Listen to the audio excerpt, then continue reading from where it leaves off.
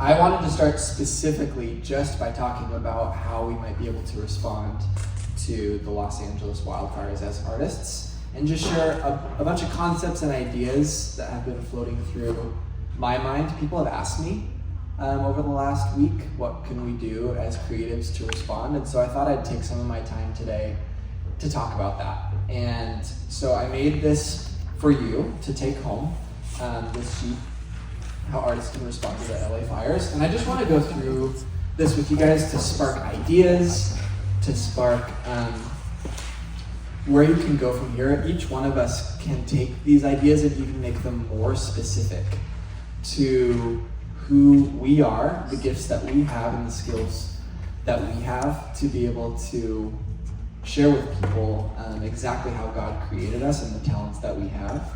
And so please be thinking of this through the filter of your skills as I share each one of these ideas. So starting with this quote from Scott Sundquist. He wrote a very thick book called Understanding Christian Mission. I think what he's sharing here is extremely important. He says, sharing the good news is not just words. It's the participation in redemption and liberation of the world. And so all these ideas here are sharing the good news through participating in the redemption and liberation of the world. We as creators often, more than words, more than words, we can offer something that people can see and touch and feel and hear, and that is our most powerful offering. And all of those offerings can point people to the good news that Jesus is King, that there is hope, that there is more than just the despair and the destruction that we see in front of our eyes, but there's something more. And your artwork can help to illuminate people to that reality once again in a way that they might have lost touch with. That's your most powerful contribution to the world often if you are an artist. So this first idea actually comes from Catherine, my wife. We were talking about this, and she said, well, what if we just had art classes, not art therapy, but workshops offered to people that are stuck in these shelters right now, that have no idea what's going on, they don't know what to do with their time, they don't know what to do with their kids, they're stuck in this shelter, they're trying to recover, they're not ready for an art therapy class, but they need to have something to do. Something to distract them, something to distract their kids, to just get a sense of enjoyment, and escape and connection. Just a regular art class that happens in a shelter. That's so simple, and I think all of us could offer something there. A collage class for kids while parents rest is the specific idea I put down there. Providing nutritious meals. For example, if you have the gift of hospitality or you have culinary skills, a lot of the meals that people are probably getting right now are really pragmatic. But what if you could bring a meal to somebody that was beautiful and nutritious, especially the people that are like living out of a hotel or a random rental unit over these next few weeks and months? If you find a connection to somebody, you could try to figure out how you could text them and ask, could I bring you a meal on this night? Or even cook it for them if they're renting an Airbnb or something like that.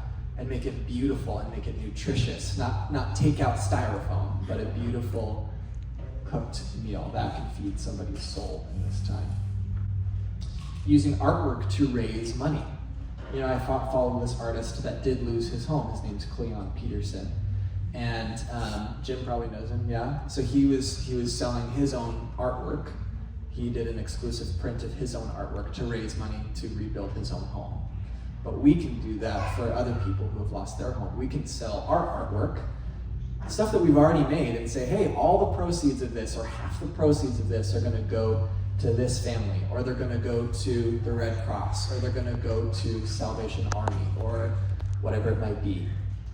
We can sell what we already have, or make something specific and give the proceeds away. A lot of what I'm hearing right now is that people actually don't need as many donations, they need money. They need a donation of money for the future because they don't know what to do with the stuff right now. They don't have a place to put the stuff.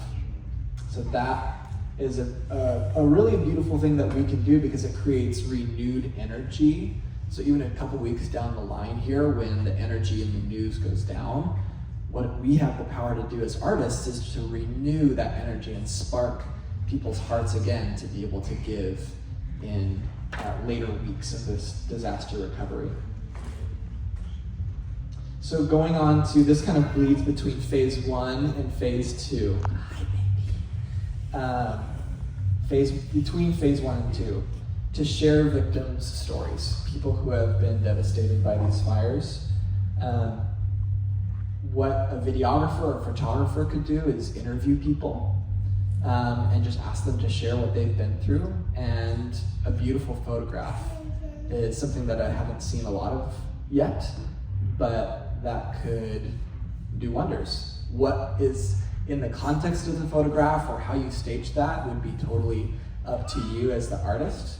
But we all have been struck by beautiful photography and videography that moves us, that tells a story that we didn't know, and helps us to understand a need that we might not have known before. Or if you're a painter or an image maker of any kind, that you could share somebody's story through what you create. And telling their story really, I think, awakens people's empathy once again.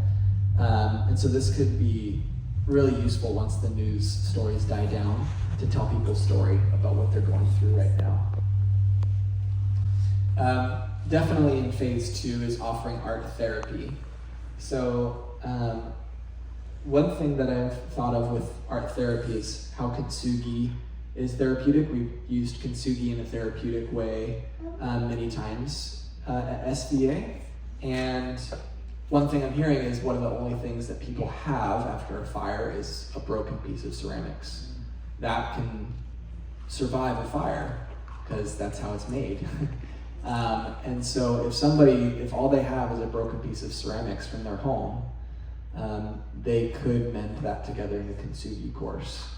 That would be so meaningful to be able to put that back together and to have that symbolism of how all things can be made new, not fixed, but recreated.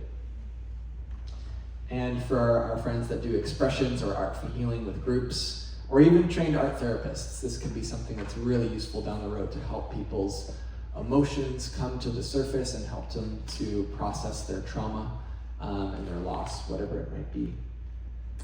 My last idea, and these are definitely not, even though there's a lot of ideas here, I know we could come up with so many more that are very different than this. This is how my brain works though. To create new artwork for victims that are rebuilding their homes. A lot of people lost every single work of art that they owned. And what if we could create new artworks? Even specifically if they could be artworks that were made out of the ashes of their old life. I saw an artist sweep up ashes off of their doorstep and put that into water and create a new painting out of this ashen water. And it was a watercolor painting. Or you could do that with sculpture or assemblage. If people were able to get the notification that they ought to save some stuff,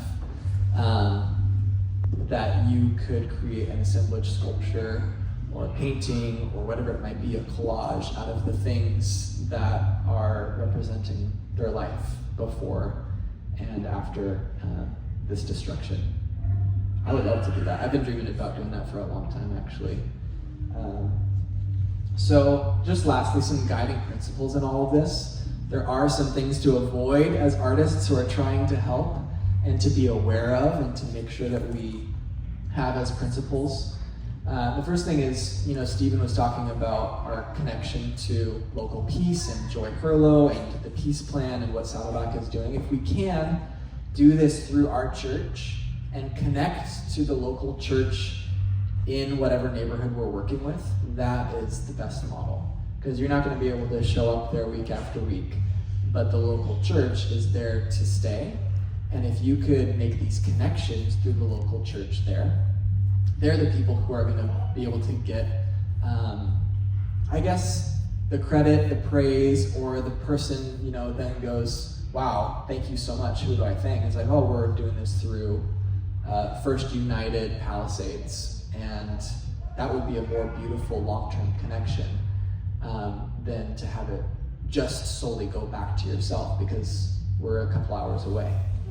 And to be able to do this through our church is a really beautiful thing. And that is the part that I think helps to share the gospel, that it's Christ's church that is coming.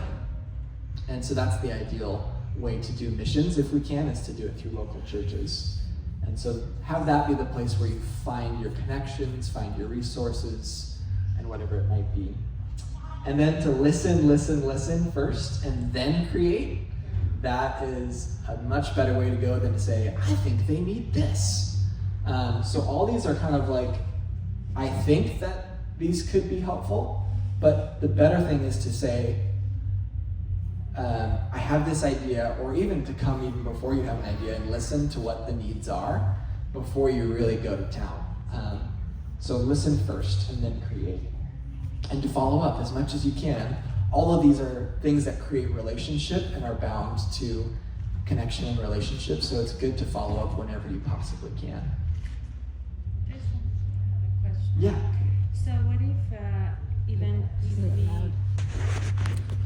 what if we follow those guiding principles, but someone feels sad or depressed, and they, whatever we've done for them and we help them, reminds them their loss, and like it's going to be a little bit risky. Yeah, so Faye's asking about, like, tell me if I have this right, what if somebody feels like the burden of loss even more so because of experiencing one of these things? Yeah. I think that is actually, well, first, listen. So see if somebody wants this. Make sure that they want it before you give it to them. So if you're making a work of art about their loss, that's hopefully something that they've asked for and they're commissioning you to do in partnership with you. Or art therapy, that's bringing up their emotions, right? Asking them to dig into that.